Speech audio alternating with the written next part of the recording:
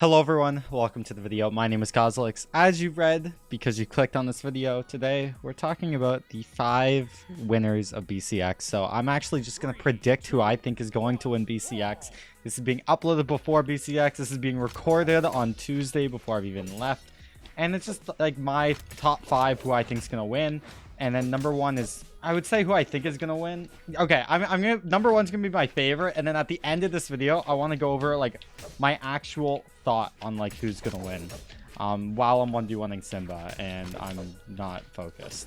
He's going to beat me, probably. We'll see. Anyways, let's get right into this. Okay, number 5 on this list. Also, just before number 5, I just want to say anyone can win this. Like, anyone can win BCX. It's just a matter of who's playing well that day and what bracket they have. But okay.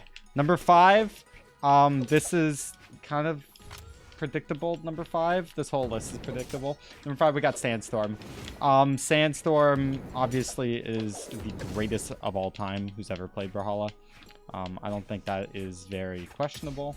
But him and I have been playing multiverses seriously for a while now. We haven't really been putting in work for Brawlhalla. And it's pretty hard to push the meta and stay at the very top without putting in work.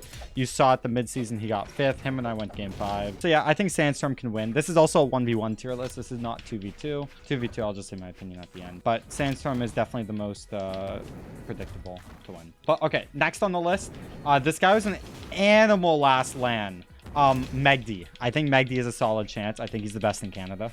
I was the best in Canada. Now he's the best in Canada. And he has a solid chance just because of his game plan in general is very frustrating to fight against. It's really good on land to be able to play patiently and like smart, and like you can just like with his game plan in general, he just knows exactly what he needs to do to get the win. It's not like a game plan like Luna that's based off like pressure, which is obviously maybe gonna hurt him in the long run. But on LAN it's really good because people make a ton of mistakes on LAN. On LAN is a different game than in person, or than online. Like online, people can play at the own comfort of their home and can just kind of perform as usual. But yeah, Megdy's just overall game plan is just really solid, smart, fundamental. People make mistakes on LAN and he's gonna capitalize it better than any other player in the world, in my opinion. The only thing with like Megdy which could hurt him is if someone's on their A game and Megdy has issues making that decision. But yeah, I think the only thing hurting Megdy is like what isn't punishable in his eyes. Because tempo is what I've used to beat him in the past. He does make mistakes, so just putting him in positions to make mistakes is kind of key. But he's learned a lot from the last LAN.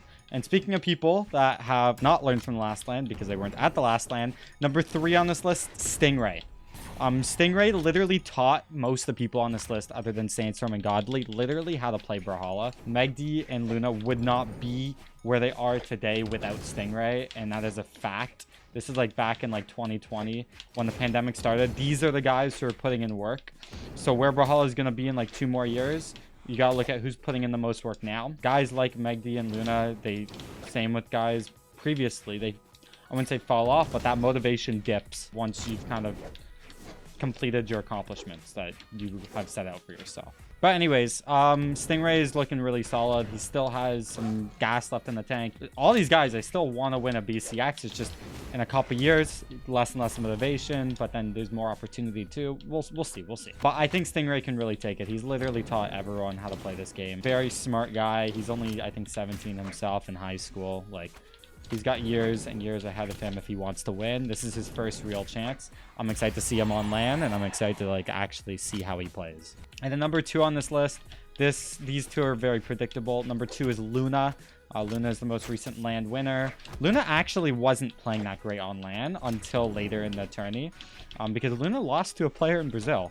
Anyone can beat anyone these LANs. That's just kind of like how it works. But yeah, Luna was looking really solid at the mid-season towards the end of the tourney. Looking really solid online before that. I think just the mental advantage that Luna gets going into these sets of like, oh, it's Luna is going to be crazy. It's just going to be dependent on Luna's like a very high tempo style of game plan.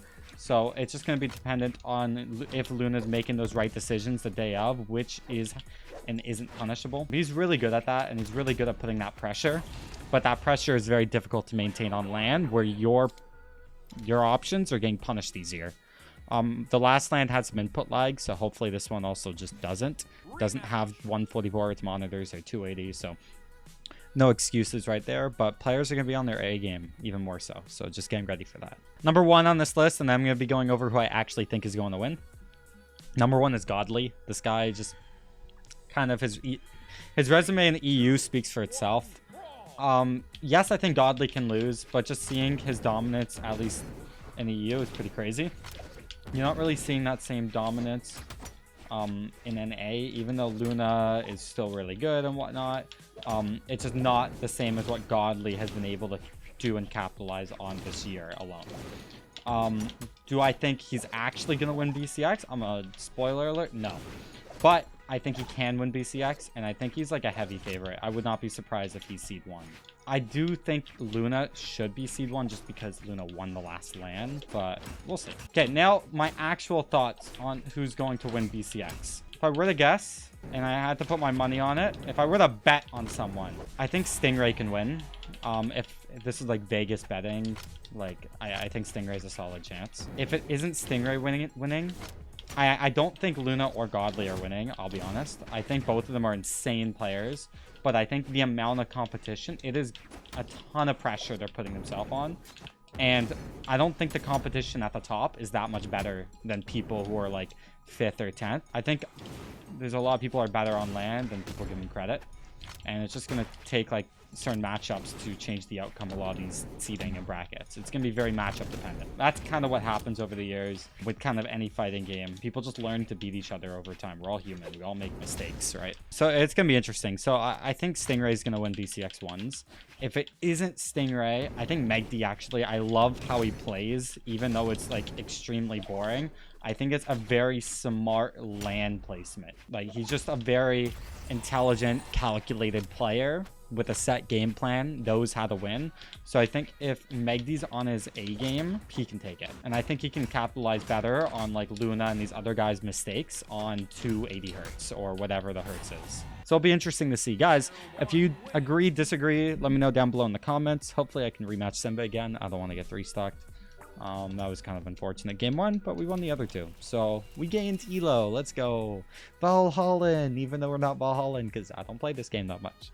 Guys, thanks for watching, and I'll see you next time. Peace.